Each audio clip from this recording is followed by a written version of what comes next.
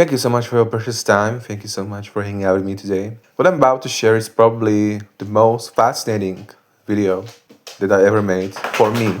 Sorry if you can hear my Rhodesian Ridgeback in the back. I don't know what he's doing, but he's in my room with me recording. This is one of the most fascinating videos. This is one of the most fascinating videos I've ever recorded, and honestly, I'm just so excited to share this. So, once again, thank you so much for your precious time here. Thank you for hanging out with me today. And first of all, to make sure, this isn't my opinion. This is what neuroscience shows. You can even find it in reliable scientific encyclopedias or study it in college. So can you just decide to be happy? There's this idea everywhere that you can simply decide to be happy. Just think positive. Just change your mindset. Just force your brain to see the bright side. But the brain doesn't really work like that. And honestly, the deeper neuroscience goes, the more mind-blowing and humbling this becomes. Because before you even think a single thought, your brain is already reading signals from your body, hundreds of them, every single second.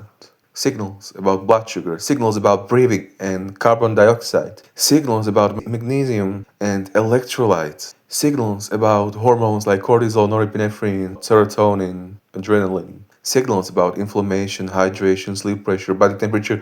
Your brain is constantly scanning the body like a biological dashboard. And from those signals, it creates a basic emotional state. Not yet a thought, just a tone. A tone. Heavy, calm, restless, stable, uneasy. Then the thinking brain wakes up and asks a question. Why do I feel like this? And it sounds like a paradox. So it asks, why do I feel like this? And it scans your life. Maybe it's your job, maybe it's loneliness, maybe it's the future, maybe it's something embarrassing that suddenly pops into your mind. The brain searches for a story that explains the feeling, which means something incredibly strange happens sometimes. The feeling appears first, and then the thoughts appear. And if the body signals are unstable, the brain can start producing darker interpretations of your life. Intrusive thoughts, harsh self criticism, catastrophic predictions about the future. Not necessarily because your life suddenly changed, but because the brain is reading signals from the body that say something might be wrong. So, can you just think more heavily and decide to be happy? Not really. You cannot simply command happiness with a thought, because emotions are not created only by our thoughts. They are created by a continuous conversation between our brain and our body. But here is the part that honestly blows my mind every time I think about it. Even though you cannot force happiness directly, you can influence some of the signals your brain is reading.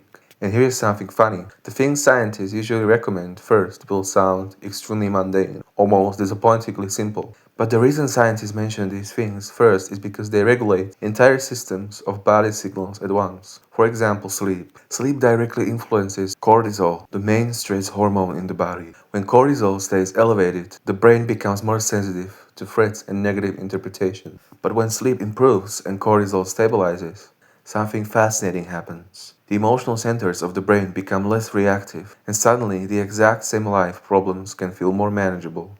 Light exposure does something similar. Morning sunlight hitting your eyes resets the brain's internal clock in the hypothalamus. That clock regulates serotonin pathways, dopamine sensitivity, cortisol rhythm, and sleep pressure, which means something as simple as light can quietly shift the chemistry behind your mood. Movement also changes brain chemistry in ways that honestly sound almost unbelievable. Even moderate movement can increase dopamine, serotonin, and endorphins while lowering stress hormones. One body signal changes, and suddenly motivation, energy, and emotional tone begin shifting. Breathing is another one that scientists find fascinating. Your brainstem constantly measures carbon dioxide levels in your blood. When breathing becomes shallow or chaotic, the brain can activate anxiety circuits and increase norepinephrine, the alertness chemical. But slower breathing with longer exhales can calm the nervous system and reduce those signals. Even minerals play roles. Magnesium helps regulate how excitable neurons are in the brain and support systems like GABA, one of the brain's main calming neurotransmitters. And when those systems function better, the brain becomes less likely to spiral into anxious or intrusive thinking.